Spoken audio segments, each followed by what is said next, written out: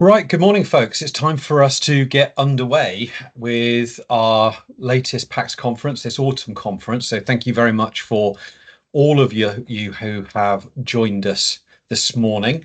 My name's Dan Campsall. I am chair of the Parliamentary Advisory Council for Transport Safety, PACTS, which is why I'm here and kicking off the day today. I'm going to just allow a little bit of space for people to get into the meeting and through the lobby. We've had over 140 people sign up to participate in the conference today, and I'm delighted to say that we are expecting to be joined by colleagues from around the world, not just from across the UK. So thank you very much, those of you who have joined us from here in Britain, but we are expecting people to join us from Greece, from the US, from Mexico, from Spain, Australia, Ghana, Slovenia, Germany, the Netherlands. So if you have joined us from one of those far-flung places, can I just extend you an especially warm welcome? And it needs to be warm because right now, looking out my window here, it is snowing in the UK. So many of you are indeed in warmer climes than we are enjoying in the UK just at the moment. My job this morning is to tee up the conference and start to lead you into our theme, which is around cultural maturity in transport safety, raising our game. And I'm delighted to say we've got a fantastic agenda ahead for you, which I will sort of touch on at the end of this introduction, just before I hand over to Jamie, who's going to start to then lead us through the rest of the content for the day and introduce all of our speakers.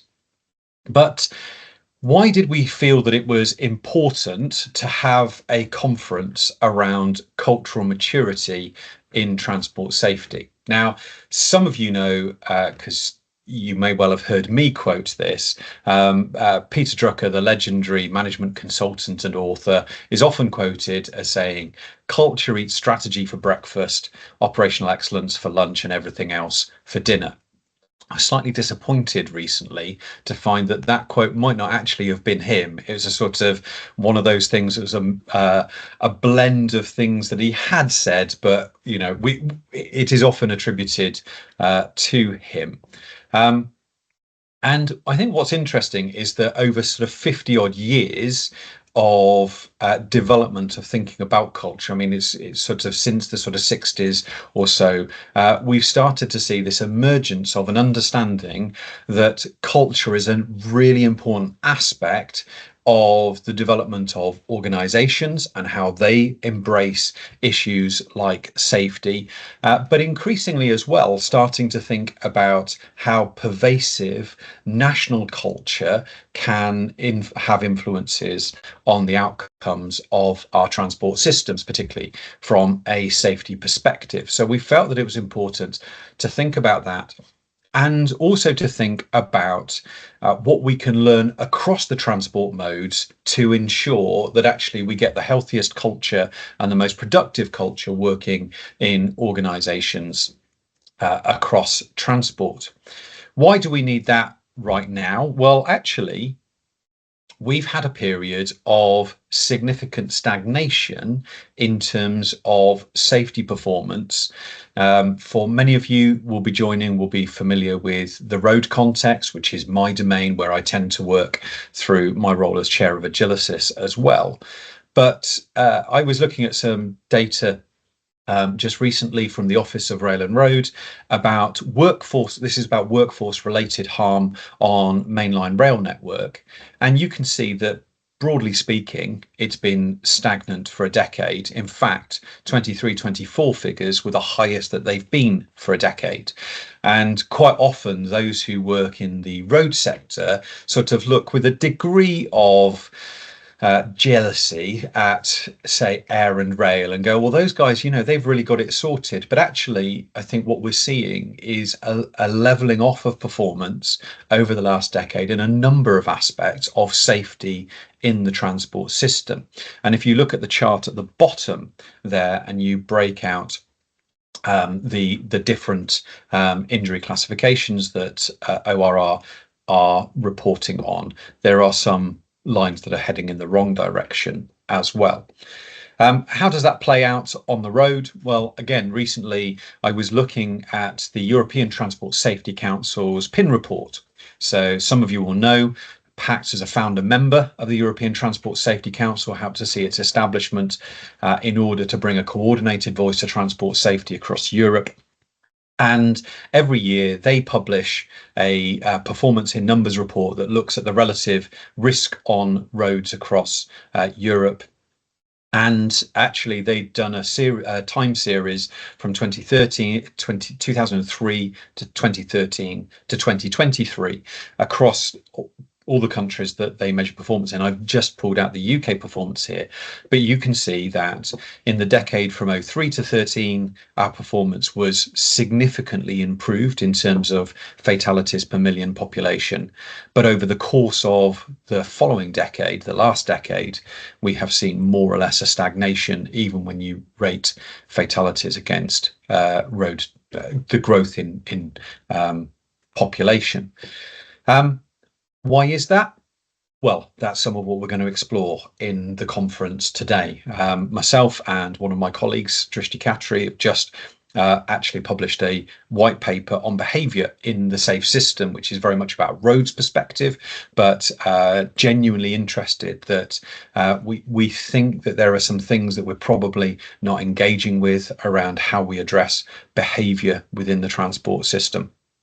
But that is, again, I sort of touched on the contrast between modes. When you compare the road transport system with air traffic, for example, again, some data I was looking at quite recently, 2021 found the data on global air traffic fatalities. They numbered 414. Road transport, WHO, through the Global Status Report on Road Safety, estimated that road deaths in the same year were 1.19 million, 4,589 times as high. So there's some things that we can learn across modes, but certainly from perspectives of rail and from road, I think there's some things that we can look at with interest through our time today. So why is culture important? And just really to sort of raise that spectre for us this morning, that we're going to touch on this issue of culture. Well, every organization has culture. It's a question of what kind of culture you want and whether you're intentional about developing it. What are the values that are driving that culture, and what kind of behaviors are nurtured by the culture that you are investing in? We mustn't think of culture as a silver bullet. I don't think we'll get to the end of today and go, oh, well, if we get this right, then, everything will work from here. But I would argue that it is nonetheless hugely important because it helps to facilitate much that the organization wants to achieve. And that's why I've put up this diagram on the screen for you. We need to see this alignment between our vision, our strategy, and our culture in order to develop and reinforce the kinds of organizations that we want to see operating. So a vision, can be really powerful. It helps to set out where we want to go. That's a motivating thing for the workforce. It can be an enabling thing in terms of partner organizations, seeing that we are an organization that knows where it's going, and therefore they want to work with us because that vision becomes compelling. But if there isn't a strategy to help facilitate the delivery of that, i.e., if we don't know the how we're going to get there, then of course we will struggle to make progress. The strategy for how we're going to get there, of course, does require that sense of direction. Do we know where we're going? And otherwise, we will invest in lots of processes.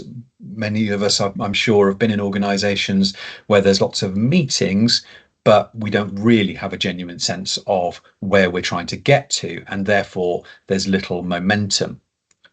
But culture can be empowering to that, ensuring that the vision has a place to land, and that strategy can be worked out principally through our people.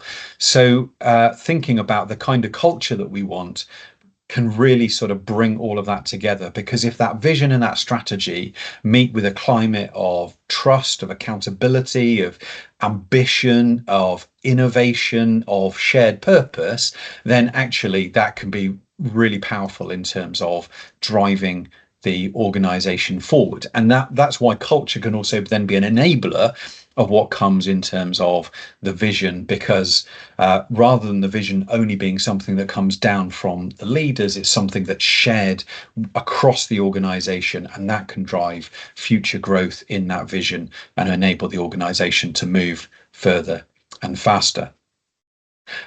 I've got a couple of other quotes just to sort of launch off of in terms of these introductory remarks. Some of you may have come across Matthew Said, former British table tennis champion turned high performance analyst and management speaker, in his book Black Box Thinking, which is ostensibly about system thinking for organizations, and well worth a read if you haven't already done so. Talks about if a culture is open and honest about mistakes, the entire system can learn from them. And I think one of the things that we want to do in our time today is think, how can we make the system a more learning system that requires a system that is more open and honest about what has gone wrong, where the failures are. Then we can actually help to make the system better. And the culture of openness and honesty is critical in terms of us being able to do that. One of the things that myself and colleagues have been involved with over the last couple of years is a capacity survey, thinking about our ability to deliver a safe system, particularly again on roads in this context. That's been supported by a range of organisations, including PACTS and others like RSGB, RoadSafe, RAC Foundation, CIHT. They're detailed on the slides, because we wanted to understand actually where are we at as a sector, and have we got the right building blocks in place.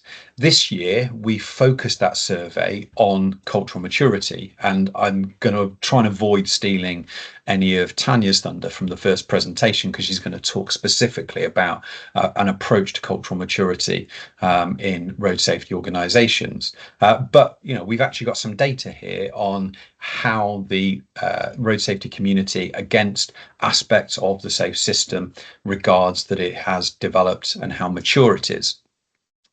Also those scores against the change mechanisms that will enable us to deliver that safe system. So I'm going to let Tanya get into that in a little bit more detail. One last quote before I finish and I hand over to Jamie and then to Tanya for our first of our presentations. This is somebody called Adam Grant. Some of you may know he's a professor at Wharton in the US, an organizational psychologist, and again some great books by Adam Grant around culture and organizations, things like Originals and Think Again, books that I would certainly recommend. He says this: character is what you do when the leader isn't watching. Culture is what your group does when the leader isn't watching. So what about us? What part can we play? Well, the fact that you're here, whether your boss is watching or not, is a great sign. There's a growing number of professionals who are grappling with these questions about organizational culture, how they contribute to the kinds of outcomes that we are looking for in terms of enhancing transport safety. And it's great that there are so many people on this call here today to discuss that, as I said, from the UK and from overseas. And we need it, because whilst as we've looked at, performance in terms of air traffic safety is very good, there are still issues that we are facing both on the rail and road. And I would say this: that I think over recent years, our public discourse, which informs our culture, has not been helpful in this respect. In fact, if anything, it has undermined the kind of culture that we would want to build. We have had everyone from prime ministers and chancellors to secretaries of state talking about things like the war on the motorist, or that drivers feel under attack, or anti-driver measures, the need to remove policy measures that would be seen as annoyances that irritate, and yeah, I think there's been some unhealthy language in our public discourse that undermines the kind of culture that we've got. We're at a different moment in time now. Since the election in July, we've got a new government who seem to be adopting different language about safety, talking about it being a duty, not just a priority. And that, I think, provides a good context into which we can move forward to try and develop healthy culture.